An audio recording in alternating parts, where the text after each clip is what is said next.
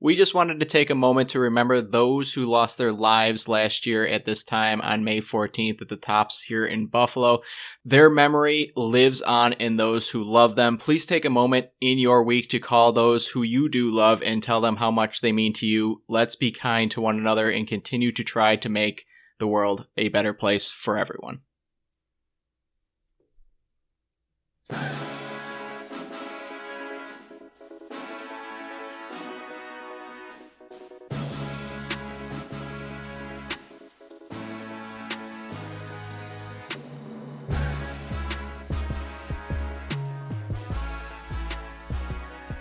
What's up, everyone, and welcome into the Buffalo Sports Collective. It is Monday, May 15th, 2023. As always, I am PK alongside my co-host, Phil. Phil, it is a day late, but I think it is important to wish a happy Mother's Day to all the mothers out there, and a special happy Mother's Day to my own mother. Not sure how you were able to do it, but you did manage to get me through school and into the life I'm living now, no matter how difficult and how tough I made it on you. So thank you for being my mom. Yeah, shout out to all moms and my mom as well. We literally would not be here without them. So they're a pretty big deal in our lives, and not only our lives, but the lives of everybody that we cover, because again, they wouldn't be here either if it weren't for all of our hardworking and impressive mothers out there. So happy Mother's Day to everyone. So, Phil, we have a major show to get into. I don't know if you heard or have been witnessing or, watched any of the Bandits game this past weekend, both of them. But, those little rocks that get stuck in your shoe, we swept those away. The Buffalo Bandits were out there cleaning up and doing the civil duty of what Buffalo did to Toronto. And, if you want to keep up with this, you can follow us on Facebook and Instagram at Buffalo Sports Collective, and on Twitter at Buffalo Sports Co. Don't forget to subscribe to our channel wherever you listen to podcasts. Check out our website at buffalosportscollective.com. And I know that wasn't a great segue, but we're going to dive into it now. Buffalo Bandits are going to their 12th finals appearance in team history. Phil, they've been a part of 30 completed seasons. They've made playoffs 24 times. So that means half the time they've made the playoffs, they've gone to the finals. It's their fourth finals in the last 6 seasons and third straight finals. Unbelievable. We'll get it started with the Friday game. I guess we'll take game by game. Friday, they won 14-5. It was 7-4 at halftime. 7-1 outscored the Toronto Rock in the second half. Byrne had 5. Frazier, Nanico, Kluch all had 2. McKay, Justin Robinson, and Kyle Buchanan each chipped in 1. Vinc made 52 saves. Shots were 57-41 in favor of the Rock. Faceoffs, 17-6 in favor of the Rock. Buffalo 2 for 5 on the power play. Rock were 0 for 5. Just an unbelievable dominant performance in Bandit land. Unbelievable atmosphere, and it couldn't have started the series off on a better note. Yeah, I mean, just looking at that, obviously the 14-5 looks ridiculously impressive, and going up against Toronto, you and I had both picked it to be a close win, if a win at all, and I think we both predicted Friday would be a win. I think I had 13-11.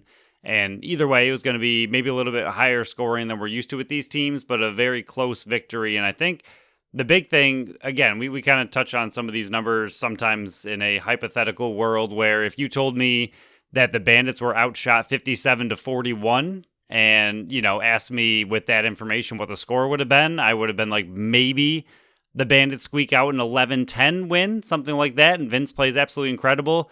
To see them get 14 goals on only 41 shots against one of the better goalies in the entire league, one of the better defenses in the entire league, is pretty mind-blowing for a offense that, again, we know struggled for a long time, but is finally healthy, absolutely clicking at the right time, ended the regular season very strong against Albany. Obviously, we know what happened last week with the 20 goals, and then the 14 in this game against a very tough defense. Just in pretty much otherworldly performance by both the offense and the defense and Matt Vinc. Just a complete team victory against a very tough team, and it's pretty much just all positive in this game. Yeah, we can start off with the offense first. Like you said, Byrne 30 seconds in, it kind of set the tone a bit. It's his 5th game in his career of 5 or more goals, just unbelievable. But it was such a interesting first half, and I guess we'll break it down by quarters really quick. I mean, it was back and forth for the most part. The biggest lead Buffalo had in the first quarter was 2 goals. So 3-1, Frazier scored that one after a nice secondary performance and effort from Max Adler. He caused that one. He might not get any numbers on the stat sheet, but his forced turnover of TD Erlin, and just maybe I don't even think it was counted as a turnover, but the effort that he put in to get that ball away from Erland over to Bomberry, who gets it over to Justin Robinson, who gets it to Frazier, go up 3-1. That was a good note in the first. 3-4 up at the end of the first. Second quarter, you powered it on 3-1 in that quarter. You were up 7-4 at halftime. And then the third quarter happened, Phil, and it happened very quickly. It got out of hand very quickly. Second game in a row, they had the starting goaltender from the opposing team get pulled at 11-4. It was such an unbelievable performance by this offense versus a defense that was just top notch. One of the best in the league. The goaltender in Nick Rose had the best numbers in the entire league. And to put up 11 on Nick Rose, unbelievable performance from this offense. And like you said, ended the regular season on a good note, 16 goals. Rochester, 20 goals, 14 in this one. Just an unbelievable offensive showing from across the board. I know Byrne had 5, but everybody was chipping in, including a guy like Justin Robinson in the transition game, which great fake out pass. I think it was back to Frazier he didn't, and then he just turned on the Jets and just powered it by Rose. Yeah, I mean, it's just the effort. I don't even know where else to really take. I mean, just, again, like the all-around play by the entire team. I mean, it seems like, especially in this game and ended up being in both games, that Toronto ended up getting to 4 goals pretty quickly, and it was pretty back and forth the entire time with that. And then once they got to 4 goals in both games, they just stopped. And then Buffalo took over and took off. And Toronto, I know we're only talking about one game first, but Toronto did not lead at all this entire 2 games. The closest they got was just a tied game, which obviously is very close, but the fact that Toronto never had a lead in either of these games is absolutely insane. And the way they were able to get to Rose so quickly, and even just as a feeling watching the game, I don't know if you had this, but in both games, but especially the first one, obviously with it being the first of the series, every single goal they got on Rose, like even especially early on when they were, 7-4 at half, and even though it was 7-4, is still kind of close, I was like, all right, 7 goals on Rose in the first half is incredible. Like any goal they got, I was like, all right, that's huge. You don't know when this guy's going to turn it on. He might shut you down out in like the entire second half. He might not allow a single goal because we know what Nick Rose can do, and we know what Matt Vinc has done as well, where he plays a little bit shaky to start the game in the first and then, turns it on after halftime and you get absolutely no goals the rest of the game. Nick Rose has that ability as well. So like going into this first half of the first game up 7-4, I was like, all right, it's very close. Anything could turn, but at least you already have 7 goals against Nick Rose. That's very impressive. That's very good to already have just kind of in the bucket. And every single goal they got just made it that much more critical against a goalie like that and against a defense like that. Like every goal really mattered until obviously you start to see them really pull away. But early on, even 7-4, 8-4, 9-4, I mean, in lacrosse, a game of runs, even a 6-goal lead against a team like Toronto is not all that safe. Obviously, it seems safe, but Buffalo was doing the exact same thing with these humongous runs. There's no reason Toronto couldn't have pulled off that exact same switch. So having these, runs and just getting every single goal just meant so much more. And as the score obviously kind of crept and got away from them, it finally felt a little bit easier to relax a smidgen. But, I mean, that third quarter in this game was massive. Yeah, I mean, before we can move on past the offense, I don't think we can look past that box out by Josh Byrne right in front of the net. His ability to stay out of the goalie area, outside of that line, the crease. Thank you. I don't know why I was blanking on the word crease, but I was. But the ability to box out a guy like Brad Cree, who's tough as nails, one of the toughest defenders in the league. He's known around these defensive parts as being just this unbelievable defender, cause turnover machine. To box him out, to catch the pass too, which I still don't understand how he was able to catch that with Cree draped all over him, and to still beat Nick Rose. It was just, that is going to be an underrated goal this entire playoffs, just because it was part of such a giant blowout the last 3 games. I mean, I know we haven't talked about the Saturday game yet, but the Rochester blowout, this Friday blowout, and the Saturday blowout, I think that goal is going to get overlooked just because of how many goals were scored, 51 total goals, but it was just such a unique goal, boxing the guy out, catching the way he did, and then going air burn. Just an unbelievable effort and performance by a guy who's, leading the tied lead for the playoffs with Chris Cloutier in goals with 11. And the pass by Buchanan. I mean, doing once again exactly what Buchanan does, which is plays every single shift to the very, very end. Yep. And even when the shot clock switches over, he's right in the guy's face to make sure they can't get a smooth transition out of the zone. But he was able to pick up that loose ball and feed literally a perfect pass, because if that's anywhere else, there's no way Byrne gets it. I mean, like you said, Byrne did an incredible job boxing out, but that pass has to be exactly where it ended up for Byrne to have any chance to catch it and then pull off the incredible move he did. So once again, underrated by Byrne and then underrated by Buchanan, just what the little things he does that get pretty much unnoticed on this team, and just in general of what Buchanan really adds to this team and this offense is those small little plays where you just keep playing until that 30 seconds is officially over, and they both did, and that's how you win these games.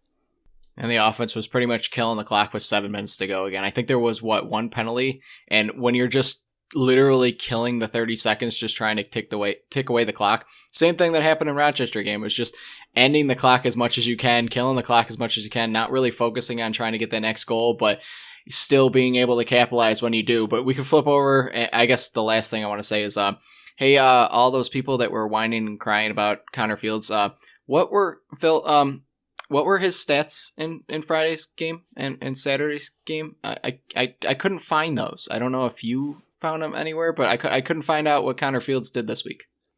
Were you looking at the correct golf course that he's currently on? I guess I wasn't. I guess I wasn't. And this is not a shot at Connor Fields whatsoever. It's just, he's not doing anything this week. So let's let that die out. But we'll switch over to the defense and Matt Vinc. Per Dave Buchanan, the sideline reporter for the Buffalo Bandits, Matt Vinc, 12 goals allowed in these 2 games, 96 saves. Best in his career, two playoff performances, just unbelievable.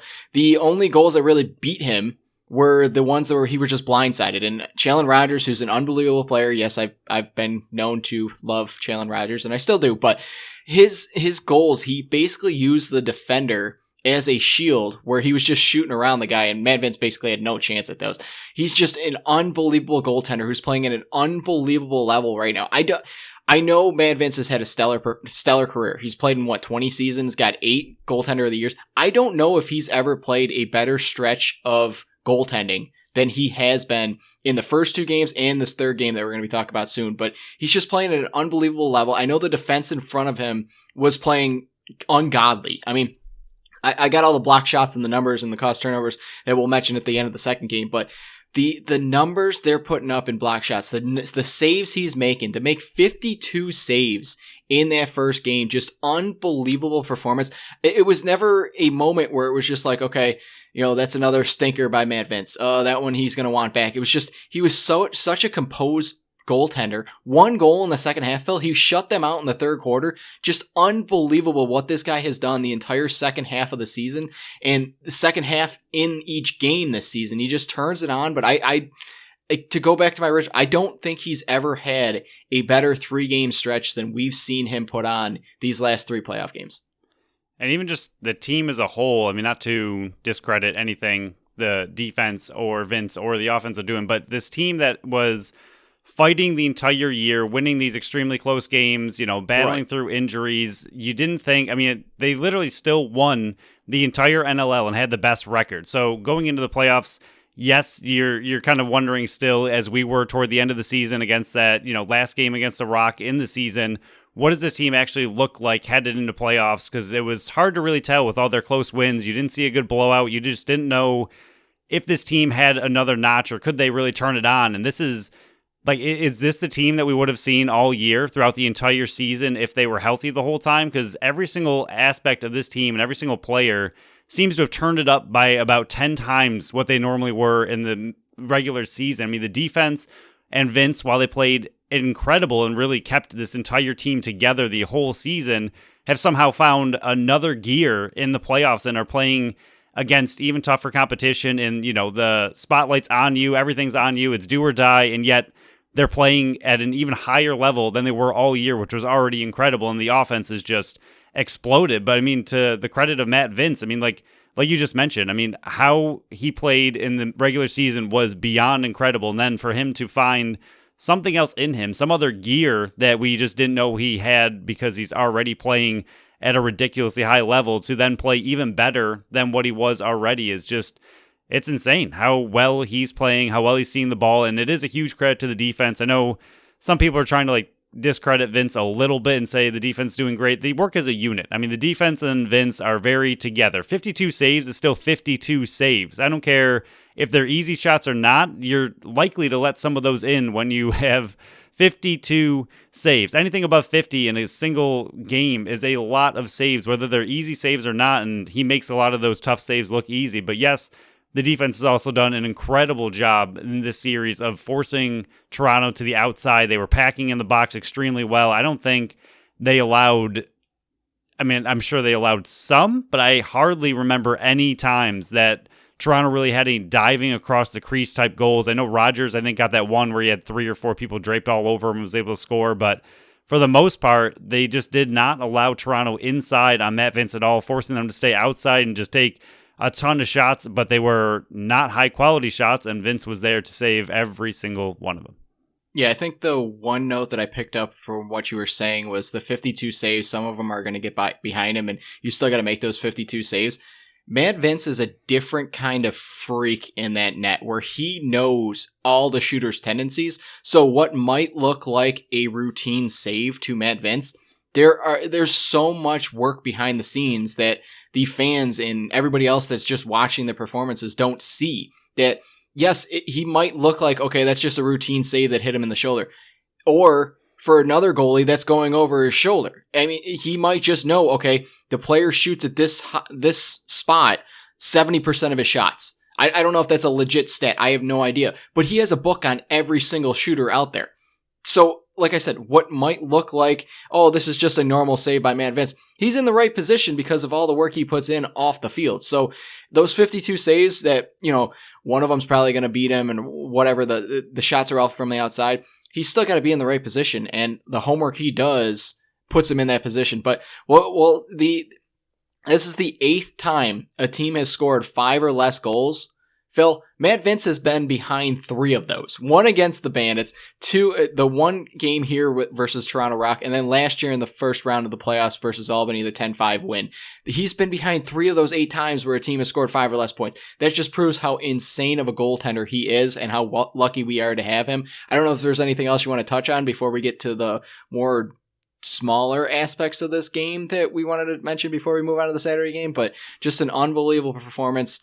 All 3 levels in the transition game, offense, defense, goaltending, just unbelievable coaching, whatever else you want to talk about. Yeah, no, you can hit the smaller points. Okay, I think the first one, just to get it out of the way and knock on any wood that you see around you. Thank God Ian McKay is okay. I think there was this deafening silence at the end of the first half when he went down, non-contact, grabbing his knee, limping off the field, and we're seeing, oh my God, is this the last we're seeing of Ian McKay the rest of the playoffs? Like, we were talking because we drove together, driving back home, and we both went like, Ian McKay is one of like the 3 people you cannot lose on this team for you to make the finals and win the title. It's him, it's Matt Vinc, and it's Dane Smith. And I think if you want to throw in Josh Byrne there, you could probably throw Josh Byrne in there with how he's playing right now also. But Ian McKay, he's just that grinder playing two-way forward, two-way defenseman. He's a perfect transition player. Everything he does for this team, he's playing at a top-notch level. I think he's playing some of the best lacrosse he's ever played in his career too. But when he went down grabbing his knee, the deafening silence in there was really, really, I don't want to say I was nervous any point in that game besides that. When he went down thinking, oh my God, what are they going to do the rest of the playoffs? How do you replace a guy like Ian McKay? And then he's back out in the third quarter of the first faceoff, just running around. He had that breakaway goal where he seemed perfectly fine, no issues whatsoever. But my God, did he send chills and fear through everybody in Banditland that night. Yeah, if the only silence there might not have been was when I realized it was McKay and I just immediately screamed, no! Right. And it was very scary for a brief moment. Like you said, the game, not all that scary after that point, and luckily he came back. I mean, even 7-4 at half, you were feeling pretty good, but McKay going down with an injury, I think it just really makes you realize exactly what you said. The players that simply cannot be replaced, and that was kind of what we talked about after the game when it happened. Like, you and I mentioned McKay's one of your favorite players, mine as well. And when he went down, it was just one of those, you have no one to step up and play that role. And it's nothing against anyone else on the team. It's that he's playing such not only a unique role on this team, but he's playing at such an incredibly high level for not just him, and I do think he's playing some of the best lacrosse he's ever played, but also just as an NLL player in general. He's playing at the top of his level, top of the league right now with what he's been able to do all season, and there's just simply no player on the Bandits like him right now. He is the number one transition and the only real, I would say, true transition player they have. Yes, they have some defensemen who come up and try to score a few goals here and there, or, run the ball up and then pass it off, but he is the number one guy who can play offense, defense, transition, and he's good at both and extremely good at both. And losing him would have been absolutely devastating for this team. And again, I just don't think there's anyone that can step up in his place. And like you mentioned, the players that you can't lose, I would agree. The only other one that I would agree to put in there is Priolo. I think he's the other one I would not want to be able to really replace, but McKay just adds a different element of the game that nobody else really does on this team. So, Phil, I haven't said this pretty much all year long. I tend to not really talk about this topic of it because there's only so much you can control. Like I've said multiple times, you can only control what you can control. But we mentioned this, and it was a big talking point that you brought up on the last Friday show before going into these games is what kind of game style are we going to see and what kind of tone are the refs going to put out there. And this might be the only, hopefully this is the only time I will have to really give this kind of talk, is the refs just lost control of that game. And I think it started with the Keogh blindside hit on Josh Byrne. Now, you can argue back and forth. Should it have been a 5? Should it have been a 4-minute minor? What was it? Back and forth. Was it shoulder to shoulder? What was it? You can argue that nonstop. I think if you give Keogh a 5-minute major there, all of it stops. And once he got a 2-minute minor for that hit, the refs lost control of it. It seemed like it was all downhill from there. In the beginning, it seemed like the refs were letting them play. Like, this is playoff lacrosse. We're going to let you get away with most things. This is the line. It seemed like they started off on a really good note. And then that blindside hit on Josh Byrne happened, and they were just horrible. Like, this was the worst ref game I have seen in such a long time. And it went for both sides. I mean, yes, you might want to, I'm sure there was people there that would want to argue that the Buffalo Bandits got the worst end of the stick there. And when you're looking at it, 5 penalties for each side. Both sides got 5-minute power play opportunities. You can argue it back and forth, whatever you want to say. I mean, we're watching the Bandits, so of course you're going to be a little bit more biased towards that because you're keeping a better eye on what is being missed there rather than what's being missed versus Toronto players. But just for a reffing perspective, the consistency wasn't there. They seemed like they were trying to fight to get it back. When you lose control of a game like that, you're trying to play catch up. That's exactly what the refs were doing. And I thought this was the worst ref game we've seen all year. And coming from a guy who tends not to criticize the refs at all, because I know how difficult a job they are, before the season, you saw like an 83% players were fine with the refs. But my God, Phil, that was a horribly ref game. I'm just happy that it was a 14-5 win and not a 12-13 loss when you got, what out of a win there because of a ref decision. Yeah, I think the biggest thing, like you mentioned, not only consistency, but just choosing how they want to ref. They switched how they wanted to ref the game about 40 times throughout the game, and you just can't do that. You can't keep changing if you want to be strict or loose or strict or loose and keep going back and forth and back and forth. It doesn't tell the players at all how to play the game. They have no idea if they're allowed to be extra physical and they're going to get away with it. They're allowed to be extra physical, they're going to get called. What's going to be allowed, what's not going to be allowed, and they were all over the place. I feel like they just kept flipping back and forth as to how they wanted to ref the game, and exactly what you said. They were starting to lose control, so they tried to regain it. Then once they slightly, were calling way too much, they would ease off, and then everything would get out of hand again. Then they would tighten it back up, and they just didn't have a good flow. They didn't have a good system. They just kind of kept going back and forth, and it's simply not a good way to ref a game. And the biggest thing for me from the Bandits standpoint was simply not losing their cool for the most part. I know they were obviously upset with the refs. Johnny was very upset with the refs. I understand all of that, but for the most part, the biggest thing for me watching this game, especially as it kind of unfolded and as it got more and more out of hand, you could see Toronto continue to try to bait the Bandits into fighting, bait the Bandits into bad, cheap penalties, and as a Bandits fan and someone who has watched this team for a long time, normally the Bandits are all over that. They love fighting. They love going into those situations, and they're just really gung-ho for defending their players. And in this one, it was really great to see them kind of just not care, let it, shrug it off, get beat up. And they were getting quite beat up with a lot of calls not being called even, against Toronto for the Bandits. And they just let it go. And it was great to see them let it go because they didn't need to, kind of ease into that or go into that because Toronto was down by so much. They were trying to get any kind of spark or rise out of their own team and out of the Bandits. And the Bandits were just simply letting themselves get pushed around and not having it because they had no reason to fight back. And it was really good to see them not fall into that trap that I feel like they often let their emotions get the best of them, and they do fall into those.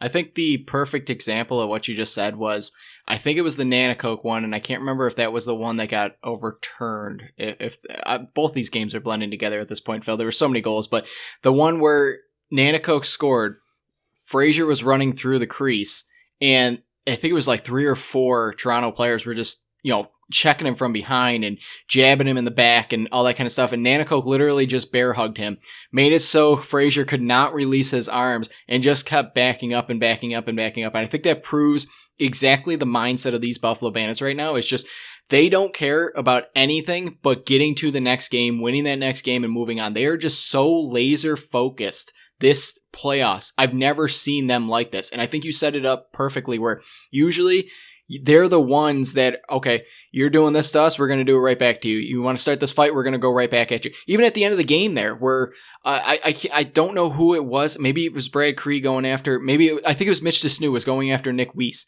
Nick Weiss didn't do anything. Like, he just stood there and just let it happen. He was not going to get a 5-minute major, possibly suspension for next game. He was not going to let that entice him to do anything like that. It was the Toronto Rock's antics that they were trying to get Buffalo baited into anything so they could gain some type of edge in the Saturday game. And like you said, the mentality of the Buffalo Bandits right now, just such a laser focused on the job at hand. And everybody's hitting their peak at the right time. The team is playing unbelievable at the right time. Everything is just going perfectly for them right now. And it's just, it's a great sight to see for a person that covers the team. Yes, you love the Bandits, but as an outsider's perspective, trying to take off your bias hat and just watch it, this is some of the best lacrosse we've seen out of a team in a very, very long time, regardless of what team it is. But Phil, the only other thing I really wanted to mention, I probably should have started this segment off with it, but that amazing and touching tribute for the May 14th victims, it was incredible. Having Dion Dawkins, Dane Smith, and Alex Tuck all read that poem by Juliana, I can't remember her last name, but I'll look it up. The video is out there all over Twitter now. I apologize, I don't know her last name. I'll look it up as you're talking, but it was such a great tribute, a great start to what was a spectacular night, but just a nice remembrance of them. And I absolutely loved it. And being in the arena to be a part of that was pretty incredible.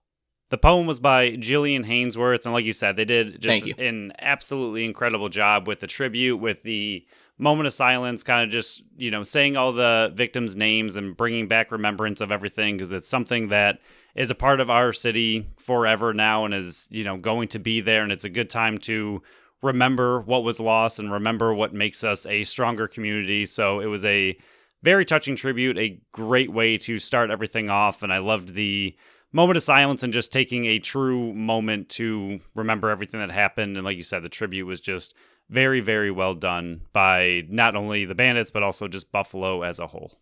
So there's not really a good transition way. That's why I probably should have started the segment talking about that first, but 34 goals for, 13 goals against in the first 2 games of the playoffs. They roll into Saturday in Hamilton. They can't roll into Toronto because even Toronto doesn't want the Rock. Oof. I love saying that all the time. But they won 17-8.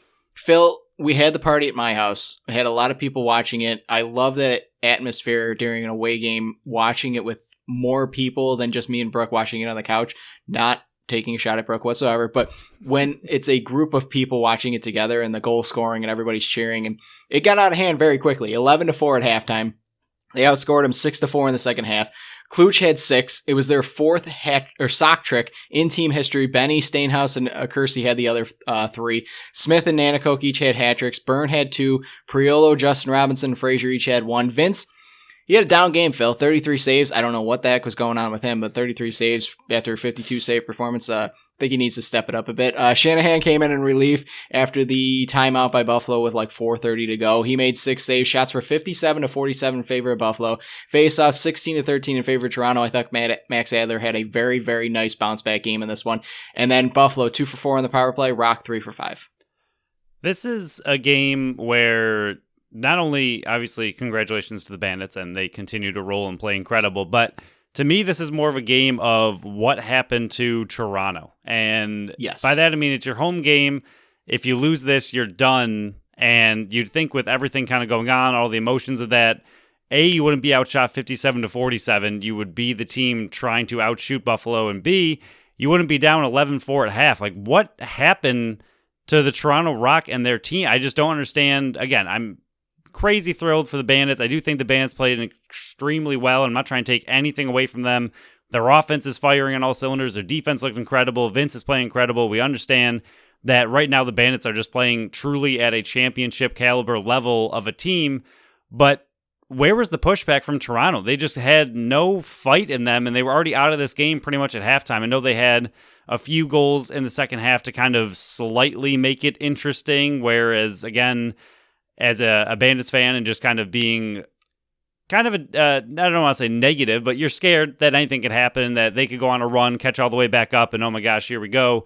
But it didn't happen. Toronto just kind of fell flat, and every single time they had a slight answer in the second half, Buffalo was right there to answer right back. And I just don't understand.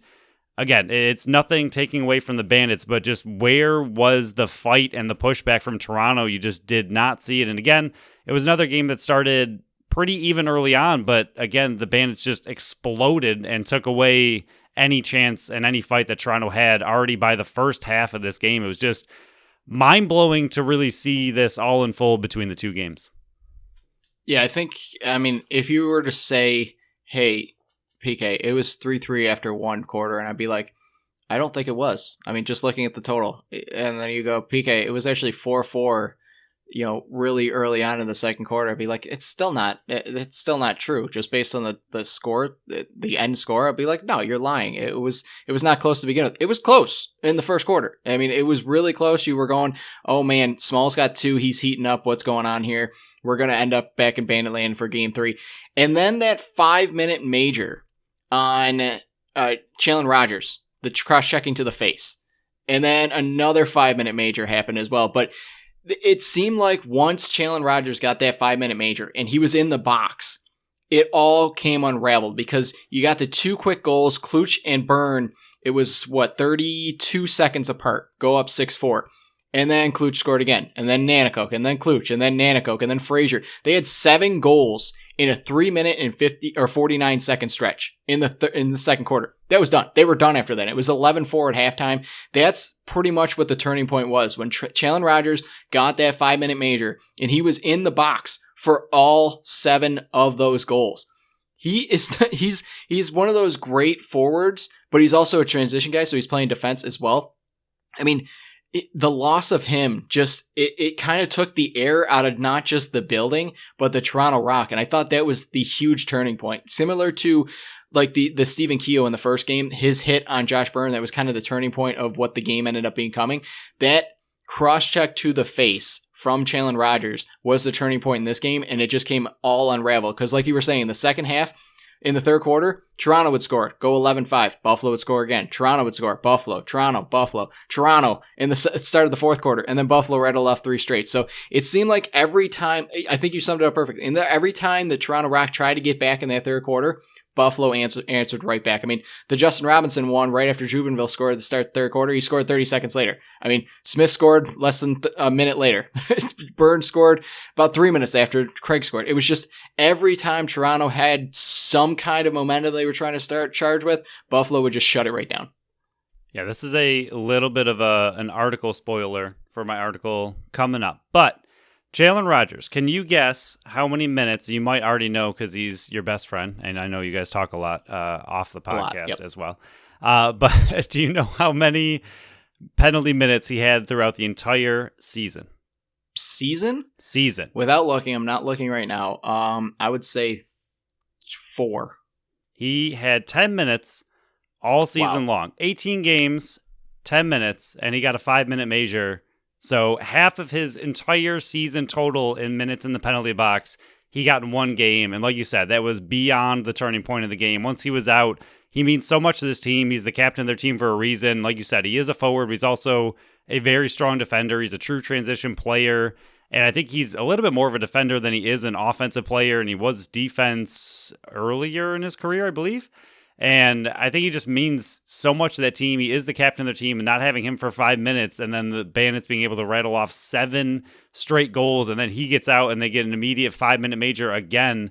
And they're just uncharacteristic plays, and they were both really bad 5-minute majors. I mean, I don't think either would be arguable, and the second one was pretty brutal hit on McCauley, and luckily he was able to come back, but Jubenville just absolutely demolished his face, and I think it just became frustration of what was going on and the way they were playing, and just another little thing from that. And I think it's a big deal, though, is like having your team captain out there, having one of your top players out there, and losing him for 5 minutes was pretty much everything. But on top of that, do you know through the first 3 games how many penalty minutes Steve Priolo has racked up? 0. 0 penalty minutes for Captain Steve Priolo, and I think to me that has been the biggest turning point for this defense and for his style of play throughout the entire playoffs. Watching him not get baited, and we've seen it plenty of times where he is the aggressor, and oftentimes, I mean, he loves it. He loves firing his team up. That's what he does as a captain, but seeing him be able to stay on the field through 3 games the entire time and not being taken off because of a penalty means so much to this team. Not having him in the box for 10 minutes for fighting, not having him in the box for a 5-minute major, not having him back in the box for 2 minutes because he did something. It's just having your captain on the field means so much to the team, and what he does as a defender and what Rogers is able to do for Toronto. Having those players out there the whole time is massive, and having Rogers sit down for 5 minutes, the Bandits were able to score 7 goals. We've seen it earlier in the year. I don't remember. It was pretty early on, I believe, when Priolo was in that penalty trouble and having him out for 10-minute misconducts, and then the other team would go and rattle off a bunch of goals, and all of a sudden your team's just in a negative spot because you're not out there. And seeing Priolo and the way he's been able to grow in the playoffs as a player and just kind of play much smarter and still be that high-intensity, very physical defender, but at the same time be able to do it while staying out of the box has been something that's been pretty cool to watch and really means a lot to the team. And you can see the difference it makes for the defense. Yeah, I think you summed it up perfectly, because when he's out, when he's in the box, what suffers the most is the penalty kill. And they've been pretty top notch. I mean, Rock went 3 for 5 in this one, but overall in this series, they went 3 for 10. And he is the one leading the charge on the penalty kill. And that's why it was such an unbelievable performance by them. I'll run into some of the numbers here, because for the team, they had 18 block shots in these 2 games and 16 caused turnovers. Just unbelievable. It's one of those things that we were talking about, those block shots that usually, I mean, I'm happy they introduced that stat last year and started tracking that. 18 block shots in 2 games, 9 per game, just an unbelievable performance. But like you said, having Steve Priolo not being in the box, it doesn't just help the defense overall, but it helps the penalty kill as well, because he's making sure that everybody is on that penalty kill is in the right position. He's a battler that tries to chip the guy who's trying to stand in the middle out. I thought Bryce Sweeting played unbelievable in this series on the penalty kill as well. I think he had 3 block shots in Saturday's game, and I think all 3 of them happened on one possession. He just unbelievable what of a tank he is on the defensive end when he's also playing smart, when he takes those, mindless checking in the back penalties. It aggravates me, but he's such a solid lockdown defender back there. I mean, Phil, I'll just touch on the offense, because the offense was unbelievable. I know we're kind of jumping around all over the place, but offense, 51 goals in 3 games. Do you know offhand what that average is? I'll tell you right now. It's 17 a game. Their average in the regular season through 18 games was 11.95. They're averaging 5 more goals in the 3 games in the playoffs. And I know it's a smaller sample size than the 18 games in the regular season, but the offense has just come alive. They've only allowed 23 goals in 3 games. Unbelievable. Vinc is playing an insane level. Like I said in the last one, he is playing the best lacrosse he's ever played in his entire life. 707 goals against, and he's got an 86.6% face-off or save percentage in the 3 playoff games. He's got 129 saves in the playoffs, which is the playoff most. It's just unbelievable. The defense is playing unbelievable. It's just such an unbelievable collection of everybody hitting at the right time. And I look like an idiot by saying, hey, this doesn't mean anything when you're going into the playoffs by, hitting at the right note. I think I said you want to be playing the best lacrosse at the point, but yes, I look like a big old dummy right now. Like you said, I mean, the domination between 3 games, and not just 3 games, 3 playoff games, is absolutely insane. Going up against a team that you just beat 11-10 a few games, toward the end of the regular season in Toronto, knowing that they'd come in here with a big chip on their shoulder after last season and, knowing it was going to be an extremely intense battle and then just blowing them out 2 games in a row, especially after they beat Halifax. Like, it's not like they came into the playoffs limping or anything. They didn't come in, with a very close game against Halifax. I mean, I know the score was kind of close. It was kind of close toward the end, but they had a lot of goals called back, and realistically, the score could have been even worse, but they did pretty well against a very strong Halifax team that I thought personally had a chance to beat Toronto in that game. Before that game started, I mean, I thought it was going to be a pretty even battle. Halifax was going into the playoffs pretty strong. Toronto obviously was as well, but I thought it was going to be pretty close, and Toronto did a good job against Halifax. So it's not like they were limping into this series or, down or anything. They were coming into this as a very strong team, and even Dane Smith mentioned that they were coming in as arguably the favorites to come out of the East. So for the Bandits to just blow them out in the way that they did, and then even the Rochester game 20-8, just absolutely ridiculous what they're doing and the stats that they're putting up through 3 games. And once again, I think it's just, you have to remember it's playoffs. Like, this is ridiculous for playoffs, not only for a team that struggled all year. I know their record obviously showed that they were fine, but they won a lot of really close games. So to be blowing teams out in playoffs is not something that we came into the Eastern Finals or into playoffs at all thinking the Bandits were going to be able to do. I thought they were going to be fine against Rochester and have a, comfortable win for the most part, if possible. But this series I expected to be 2 very close games, and to see this kind of domination against a team as good as Toronto is just pretty insane. And again, it's across the board. It's offense, it's defense, it's Vinc. So to see them playing at such a high level as a complete team, every single aspect is just really, really fun to watch. So I just got a couple more stats, and I'll give the credit to who provided them. Per Bud Bailey, the Bandits had not won 3 straight games by 9 or more in their entire history, and they just did that. Adam Levi, the Rock took 163 shots in the 2 games, and they scored 13 goals. That shooting percentage is 7.9. Putrid. Like you said, I don't know what happened to the Toronto Rock in this game and in these 2 games. Rose got pulled once again in the second game. It's just, it's such a twist of what the Toronto Rock were all year long. I almost wonder if it was similar to what happened with the Bandits last year, where they weren't really tested all that much in the regular season. A lot of times they were blowing teams out. Other times they were losing close games. It almost seems like maybe you can put parallels to what happened with Bandits last year, but not really, because Buffalo never got just the doors blown off of them in the playoffs. It's just, I don't know what the Toronto, and this is not a Toronto Rock show, but we talk lacrosse.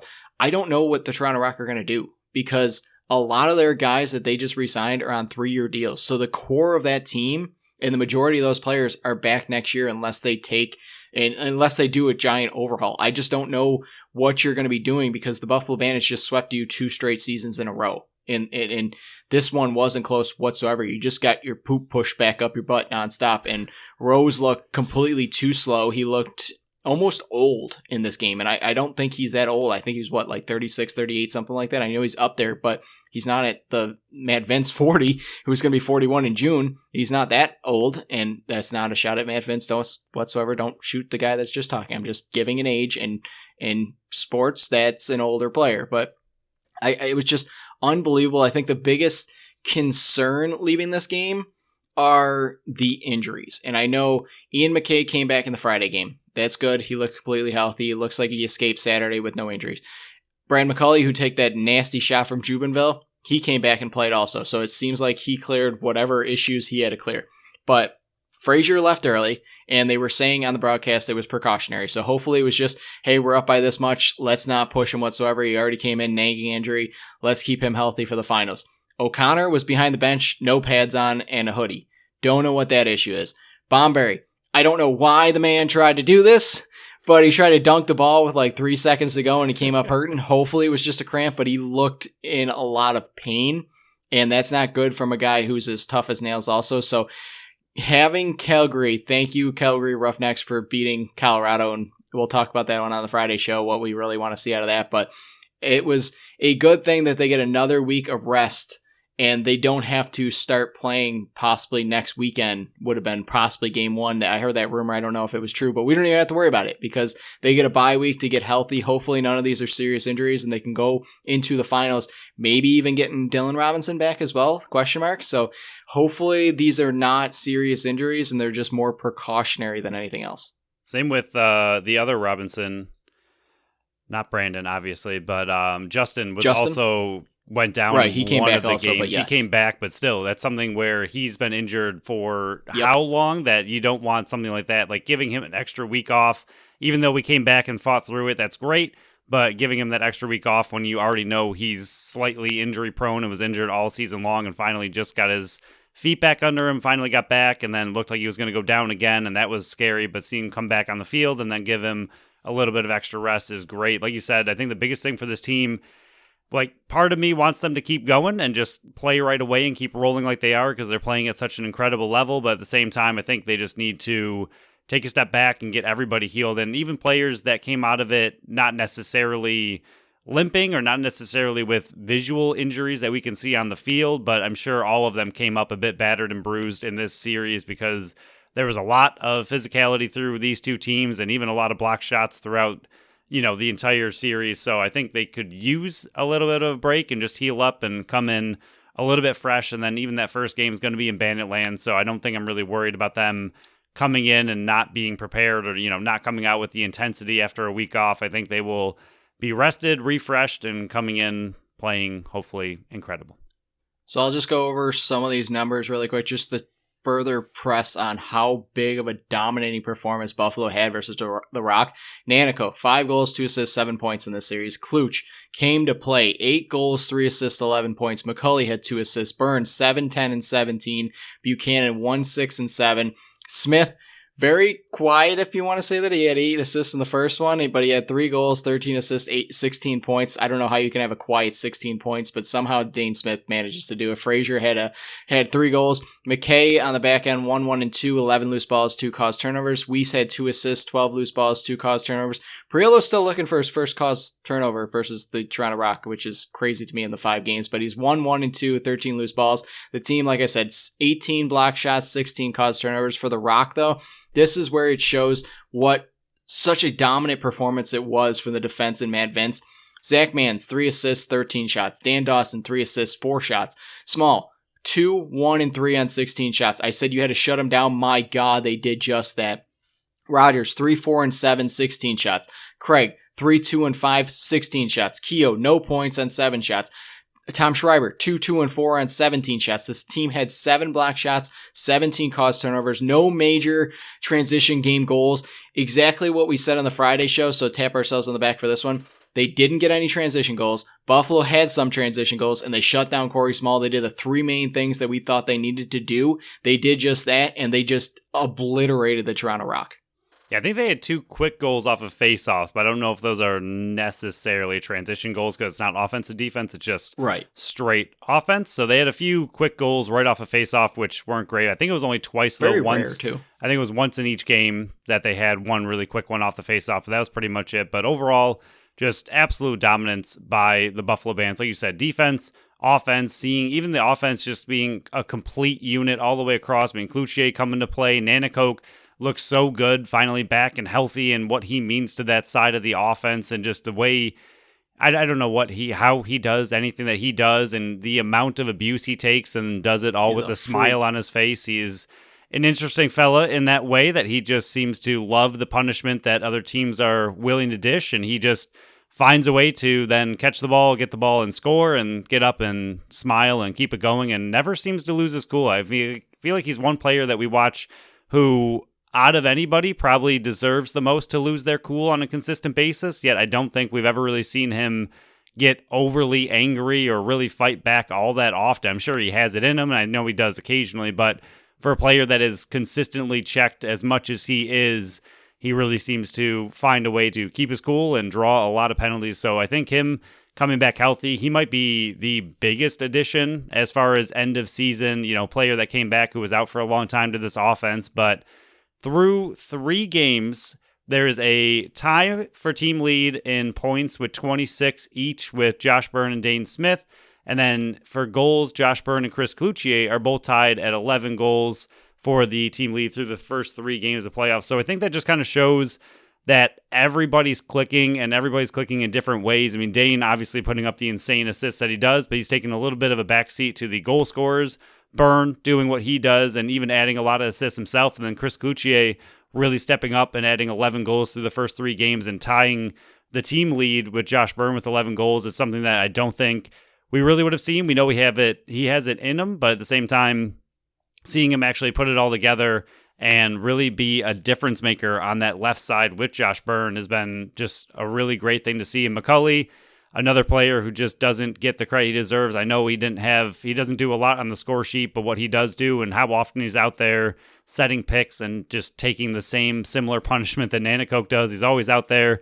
Everybody's always trying to fight McCulley because McCulley is a bit of a fighter himself. So I think he was another player that Toronto kept trying to get under his skin and really try to get him to fight, and he just wasn't having it either. So really good to see the Bandits be able to keep their cool, but across the board, great to see the offense, defense, and Vinc just all rolling collectively with no one really putting up too weak of a performance pretty much anywhere on the team.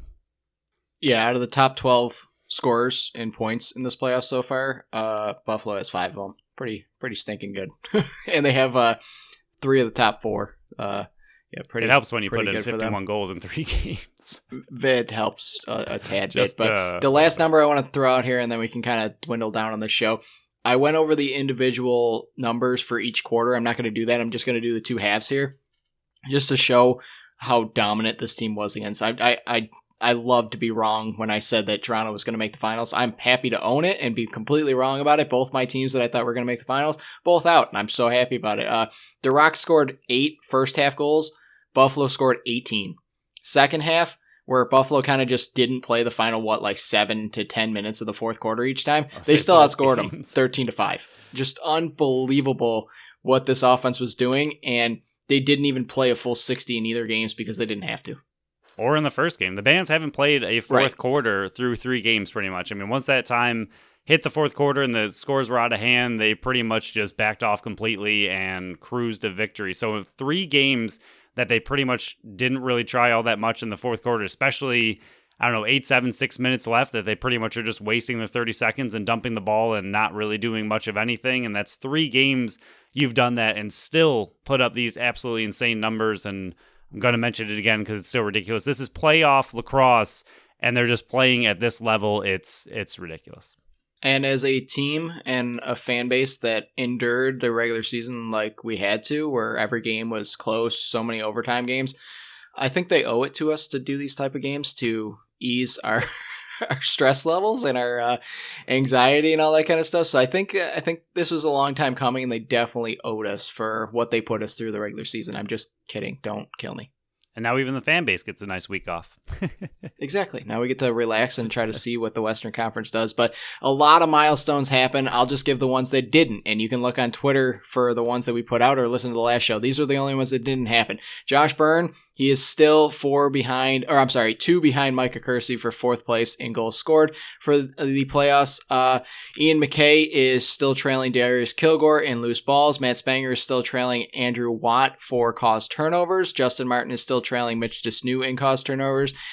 Steve Priolo is in 7th place in loose balls in NLL history. He's still trailing Jeremy Thompson, and Max Adler is creeping closer and closer to Corey Bomberry's record of 10th place in NLL history. Those are the only ones that didn't happen. Everything else that I mentioned on the last show and we tweeted out did happen, and then some. So if you really want to know which records were broken, go listen to that and do the numbers yourself, because I'm not reading through them all again because this is a long show for 2 games. But Phil, I know we'll talk about it on the Friday show, but huge game of the Western Conference coming up, Game 3 between Calgary and Colorado. Let's not say who we're rooting for. Let's just hope Buffalo uses this week of rest to get healthy, but do not lose that momentum they have. Yeah, exactly. I'm sure they'll get a practice in, but I really don't think with the way they're playing, and again, especially coming out at home for that first game, I don't think they're going to really come out with any kind of lackluster attitude. I think they learned from the last championship series what it takes to really win, and I think as of everything we've seen so far, this is the team to do it. I mean, if it's not now, it's one of those when is it going to be? I mean, I don't know how you're ever going to repeat this playoff series, this first 3 games. I mean, heading into a championship like this is pretty much unheard of for the most part. So coming in with this much dominance, I mean, it's, again, one of those things that if you don't do it this year, I just don't know when else you're going to be this primed up for a championship playoff run. So we'll see. We will see. We have a antsy week off. We have to wait 2 weeks before we really kick it off, but really glad that they're back 3 straight in a row. Bandits fans are a little bit spoiled with how good this team is and how many championship finals they make. As somebody that's going to be on Daily Dive today at 12:10, I think it's going to be, so happy with the results here, because when I agreed to do the show last week, I went, what happens if Buffalo gets swept? I might just have to go into hiding and email them back and just say, hey, I got sick, I can't go on the show. But thank God the results happened so I can actually go on the show. So check that one out Monday, 12:10 on Daily Dive on Twitter or on YouTube. I will be on the show. But Phil, let's enjoy this work week, a nice relaxing week for us, and we'll watch the Western Conference game and we'll talk about it a bit more on our Friday show. So thank you all for listening to another episode of the Buffalo Sports Collective. Follow along with us on Facebook and Instagram at Buffalo Sports Collective and on Twitter at Buffalo Sports Co. Visit our website at buffalosportscollective.com. Subscribe to our channel wherever you listen to podcasts, and make sure you leave us a review on Apple and Spotify. Until next time, bye-bye.